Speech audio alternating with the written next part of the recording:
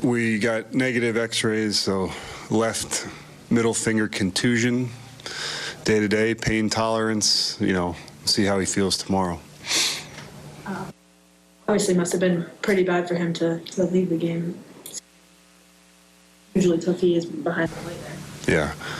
Yeah, you're right. I mean, it was shaken, and he got hit pretty good right on the knuckle. So yeah, I agree. He doesn't like to come out. Did he get hit earlier in the game as well? I'd have to go back and look. There was a time where he paused. Yeah, it's a good question. I'm not exactly sure if he did or not. What did you think of Yarborough today, and maybe what changed in that? Yeah, I mean, really good question. I mean, he came out and obviously he saw 5 straight strikeouts, and like we've talked about, Yarbs gets a lot of soft contact, and then in the fourth there, he just lost the zone. That's one of it. Three walks in that inning. That's very uncharacteristic for him. He usually makes them beat him.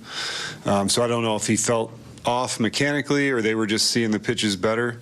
And the other ones, I'm assuming, without going back to look at it, had a good part of the plate.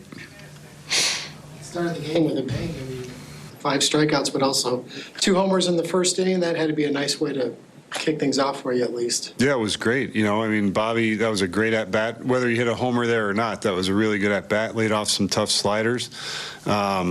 After getting, I think it was a 2-0 count, and then he had a couple cutters that he fouled off, but laid off a couple sliders and was able to drive that ball. And Salvy with a great at-bat, walking as well. And MJ, I believe that was a changeup that he hit for a homer. So yeah, a lot of good signs in the first, and then later in the game as well, the offense, did a good job of fighting back. Just wasn't enough. What's the longest you've seen one batter see pitches from a pitcher before?